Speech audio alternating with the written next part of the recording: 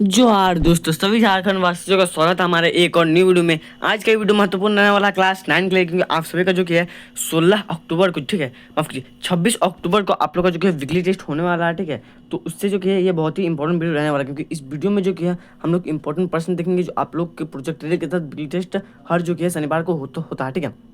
कुछ दिनों से नहीं हो रहा था तो उसका कारण था त्यौहार बहुत थे, ठीक है, और स्कूलों में कुछ काम भी चल रहा था इसलिए। लेकिन अब से जो कि है आप लोग का वीकली टेस्ट जो कि है होना शुरू हो जाएगा। आप लोग का सोशल साइंस और संस्कृत का होगा, ठीक है।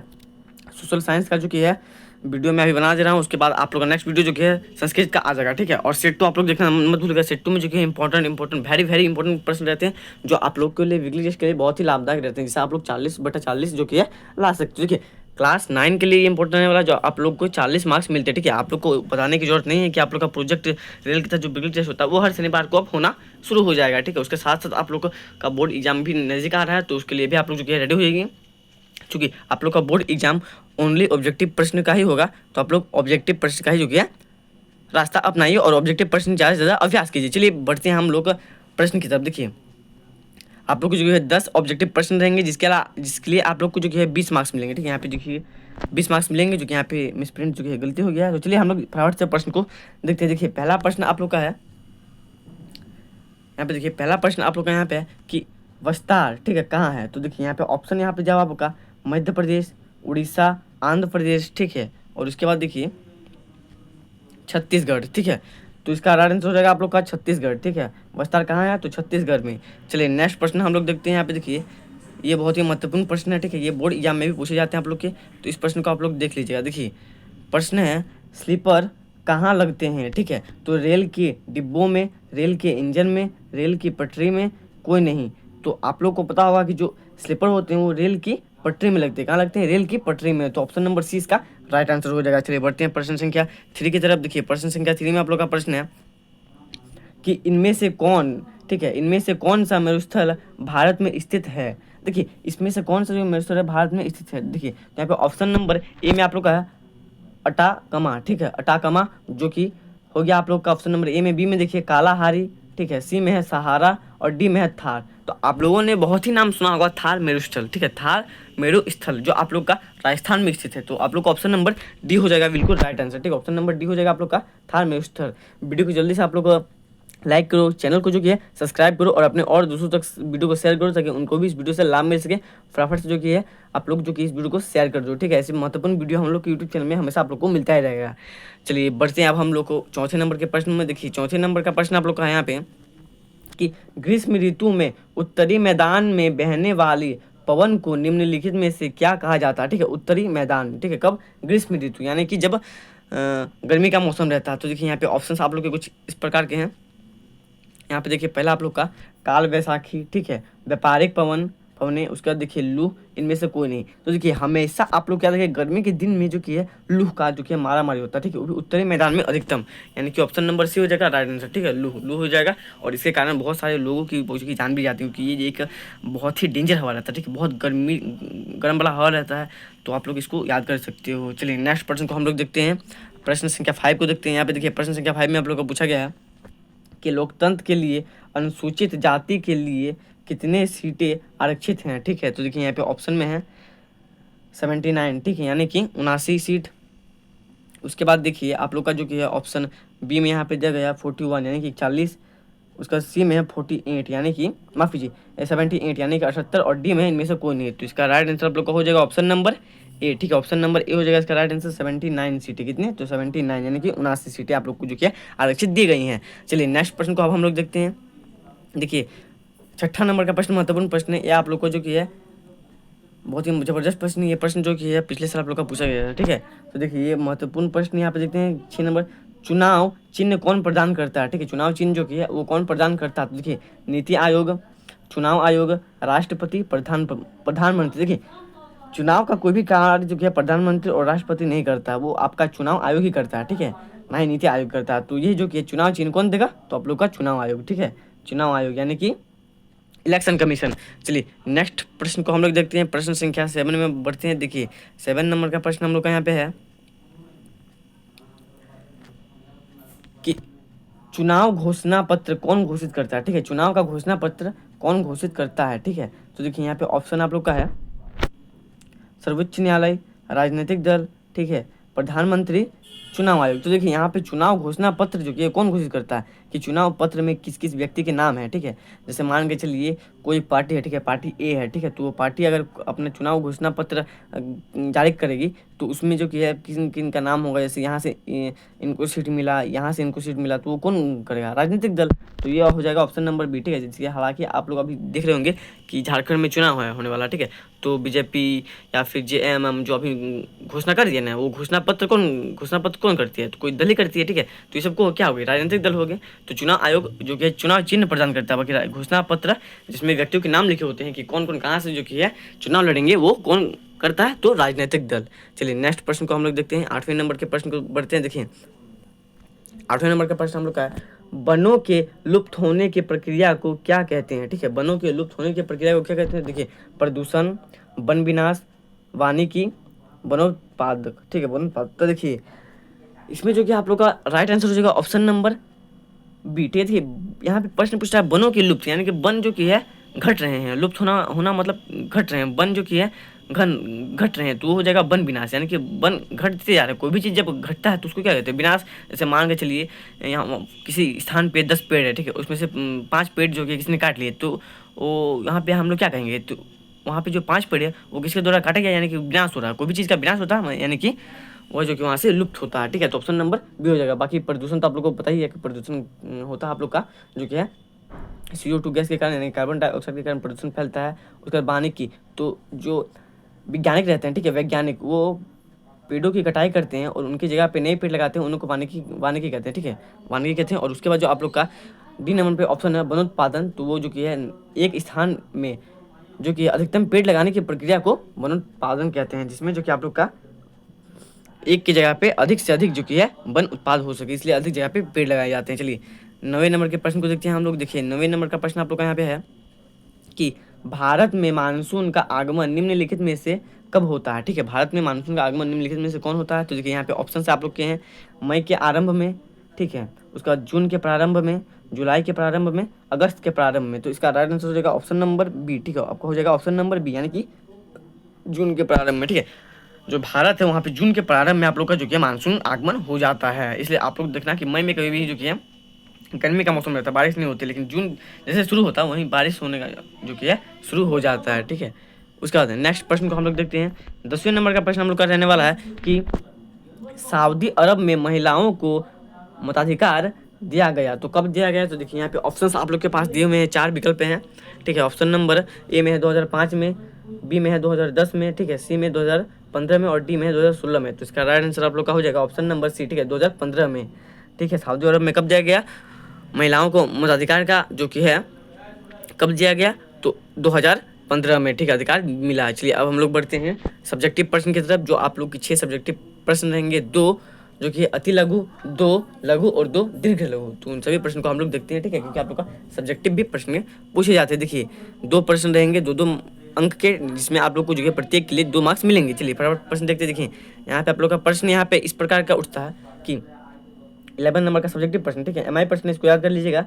निर्वाचन क्षेत्र या सीट किसे कहते हैं, तो देखिए उत्तर यहाँ पे कुछ इस प्रकार का होगा कि चुनाव के उद्देश्य से देश को अनेक क्षेत्रों में बांटा, ठीक है, बांट लिया गया है, इन्हें निर्वाचित क्षेत्र या सीट कहते हैं। ये हो जाएगा 11 नंबर का उत्तर। चलिए अब हम लोग बढ़ते हैं 12वें नंबर यानी कि 12 नंबर की तरफ। देखिए 12 नंबर में आप लोग का प्रश्न है कि बस्तार विद्रोह से संबंधित एक प्रमुख व्यक्ति का नाम लिखें। तो देखिए इसका राइट आंसर हो जाएगा ऑप्शन नंबर जो कि है ऑप्शन है इसमें जो कि है आपका उत्तर दिया हुआ है गुंडा धूर, ठीक है, यह हो जाएगा ऑप्शन नंबर, माफ कीजिए ऑप्शन नहीं, आप लोग का राइट आंसर हो जाएगा गुंडा धूर, ठीक है।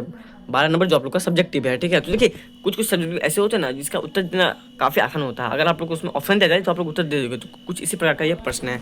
चलिए अब हम लोग चलते हैं नेक्स्ट सेक्शन में, जिसमें आप लोग को जो कि है आप लोग को 3 जो कि है मार्क्स के 2 प्रश्न पूछे जाएंगे, जिसमें आप लोग को 6 अंक मिलेगा। चलिए उसको भी हम लोग देख लेते हैं।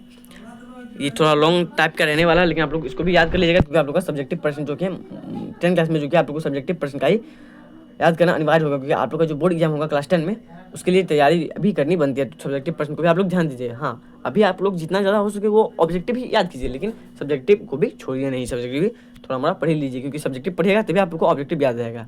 बाकी ऑब्जेक्टिव पढ़ेगा तो सब्जेक्टिव आप लोग को याद नहीं रहेगा। चलिए 13 नंबर का प्रश्न यहाँ पे है, औपनिवेशिक काल में खेती के तेजी से फैलने के क्या कारण थे। ठीक है, तो देखिए इसके जो कि है कारण निम्नलिखित हैं, कुछ इस प्रकार के कारण थे। देखिए कारण नंबर क, अंग्रेजों ने व्यवसायी फसलों के उत्पादन को प्रोत्साहित किया, यानी कि उन्हें जो किया बढ़ावा दिया। ठीक है, प्रोत्साहित किया। उसके बाद ख नंबर का देखिए, बढ़ती शहरी आबादी का पेट भरने के लिए। ठीक है, और तीसरा नंबर में औद्योगिक उत्पादन के लिए कच्चे माल की जरूरत होती है। तो यह जो कि 3 प्रमुख जो कि अंतर आप लोग को जो कि मिल जाएंगे। चलिए अब हम लोग बढ़ते हैं 14वें नंबर के प्रश्न की तरफ। 14 नंबर का प्रश्न भी जो कि आप लोग का सब्जेक्टिव प्रश्न, इंपॉर्टेंट प्रश्न रहने वाला है। देखिए यहाँ पे आप लोग का प्रश्न है कि लोकतांत्रिक चुनावों के लिए जरूरी न्यूनतम शर्तें क्या हैं। ठीक है, कोई भी लोकतांत्रिक चुनाव या फिर किसी भी देश में जब चुनाव होता है तो उसके लिए क्या जो कि है न्यूनतम मतलब कम से कम शर्त वहाँ पे जो कि है आप लोग का आवश्यक होना चाहिए, यानी कि जरूरी होना चाहिए। तो देखिए उसके लिए आप लोग को जो कि है उत्तर नीचे है। देखिए लोकतांत्रिक चुनावों के लिए जरूरी न्यूनतम शर्तें हैं, तो कौन कौन से हैं। तो देखिए यहाँ पे आप लोग का 5 या 6 जो कि है 4 या 5 जो कि आप लोग का जो कि है पॉइंट में दिया गया है। देखिए पहला है हर किसी को मताधिकार। ठीक है, चुनावों में विकल्प उपलब्ध। ठीक है, चुनावों में विकल्प उपलब्ध, जैसे देखिए हर किसी को मताधिकार, इसका मतलब हो गया कि किसी भी व्यक्ति हो, गरीब हो अमीर हो, ठीक है, कोई भी व्यक्ति हो, ठीक है, अमीर हो गरीब हो कोई भी व्यक्ति हो, उसको वोट देने यानी कि मत देने का अधिकार होना चाहिए। हर किसी को मताधिकार, इसका मतलब हो जाएगा उसका। देखिए सेकंड नंबर का जो आप लोग का हो जाएगा, सेकंड नंबर का जो आप लोग का यहाँ पे होगा तो वो आप लोग का किस प्रकार का हो जाएगा। सेकंड नंबर का पॉइंट देखिए चुनावों में विकल्प उपलब्ध, यानी कि देखिए चुनावों में विकल्प उपलब्ध का कहने का मतलब है कि राजनीतिक दल उसमें एक से अधिक होने चाहिए, यानी कि पार्टी। जैसे मान के चलिए एक देश में मान के चलिए हम लोग भारत की बात करते हैं तो भारत में सिर्फ कांग्रेस ही पार्टी है। ठीक है, कांग्रेस पार्टी है तो सबको कांग्रेस को ही मत करेगा, यानी कि वोट देगा, तो हर बार कांग्रेस को ही जो कि जीत मिलेगी। तो ये जो कि है गलत है। मल्टीपल थिंग्स होने चाहिए, यानी कि आप 2-3 पार्टी को चुन सकते हो। ठीक है, चुनाव में विकल्प रहने चाहिए। जैसे आप लोग चीन का उदाहरण ले सकते हो, चीन में बस एक ही पार्टी है, बाकी और कोई पार्टी बनती है तो उसको उतना जो कि है महत्व नहीं दिया जाता है, और हर बार उसी पार्टी की जीत होती है जो एक बार पार्टी बन गया है। ठीक है, बाकी भारत में तो ऐसा नहीं है। भारत में जो कि आप लोग का भारतीय जनता पार्टी, कांग्रेस, ठीक है, और भी बहुत सारे पार्टी जो कि अब बनते आ रहे हैं। तो इन सभी पार्टी देखिए इन सभी पार्टी जो कि हो सकते हैं। उसके बाद देखिए तीसरा नंबर का जो कि आप लोग का पॉइंट है, चुनाव का अवसर नियमित अंतराल पर। ठीक है, चुनाव का अवसर यानी कि चुनाव का अवसर जो कि नियमित होना चाहिए, यानी कि सबके लिए होना चाहिए और बराबर होना चाहिए। ठीक है, अवसर सबको मिलना चाहिए और बराबर समय मिलना चाहिए। ठीक है, और नियमित रूप से उन सभी को मिलना चाहिए। उसके बाद देखिए चौथे नंबर का वास्तविक चुनाव। ठीक है, वास्तविक चुनाव यानी कि संविधान के अनुसार ही चुनाव होना चाहिए, और वह चुनाव एकदम वास्तविकता के साथ होना चाहिए। ठीक है, कोई भी उसमें खिलवाड़ ना किया जाए। उसके बाद 5वें नंबर का पॉइंट यहाँ पे आप लोग देखिए, स्वतंत्र और निष्पक्ष चुनाव, यानी कि चुनाव में कोई भी गड़बड़ी नहीं होनी चाहिए और एकदम निष्पक्ष रूप से चुनाव होना चाहिए। जिसको जीत मिलती है उसी को जीत दिया जाए। ठीक है, किसी को जो कि है पैसे वगैरह घूस उस लेके उनको जो कि है रोका टोका नहीं जाए। ठीक है, स्वतंत्र यानी कि एकदम फ्रीडम के साथ जो कि चुनाव होना चाहिए। ये हो जाएगा आप लोग का मुख्य 5 जो कि है बिंदु। चलिए उसके बाद हम लोग बढ़ते हैं नेक्स्ट प्रश्न की तरफ। तो देखिए अब आप लोग का जो कि है दीर्घ उत्तरीय प्रश्न की तरफ हम लोग बढ़ चुके हैं, जिसमें आप लोग को प्रत्येक प्रश्न के लिए प्रत्येक प्रश्न के लिए आप लोग को 5 मार्क्स मिलेंगे, यानी कि कुल 2 प्रश्न बचे हुए हैं, यानी कि 10 मार्क्स के हैं। ठीक है, तो महत्वपूर्ण प्रश्न है, इनका उत्तर भी थोड़ा लंबा होगा, तो आप लोग इसको जो किया अच्छे तरह से याद कर लीजिएगा। बाकी आप कुछ अपने से भी लिख सकते हैं। देखिए 15वां नंबर का जो आप लोग का हो जाएगा वो कुछ इस प्रकार का हो जाएगा। देखिए कुछ इस प्रकार का यहाँ पे है कि वन अधिनियम से गाँव वाले की मुश्किलें कैसे बढ़ गई। तो उसके कुछ इस प्रकार के जो कि है मूल बिंदु हैं। देखिए पहला हो जाएगा आप लोग का, रोजमर्रा की गतिविधियों गैर कानूनी बन गई। ठीक है, रोजमर्रा की जो गतिविधियां थी, जो जंगल वगैरह जाते थे लकड़ी काटने के लिए, खाना बनाने के लिए, वो जो कि है सरकार ने कानून ला दिया, जिसके कारण वो जो कि गैर कानूनी बन गए। उसके बाद दूसरा नंबर में देखिए, दूसरा नंबर का मूल बिंदु देखिए, लकड़ी चुराने के अलावा कोई चारा नहीं बचा। अब लकड़ी चुराना नहीं पड़ेगा, क्योंकि देखिए अब कोई भी व्यक्ति जब जाता है लकड़ी वहाँ से जाके काट के लाएगा, अपना खाना बनाएगा परिवार को। लेकिन अब खाना बनाने के लिए लकड़ी चाहिए, अब लकड़ी तो चुरानी पड़ेगा, अब कोई तो अलावा बचा नहीं है, ठीक है, इसके अलावा कोई और कुछ बचा नहीं है तो लकड़ी चुराना पड़ेगा।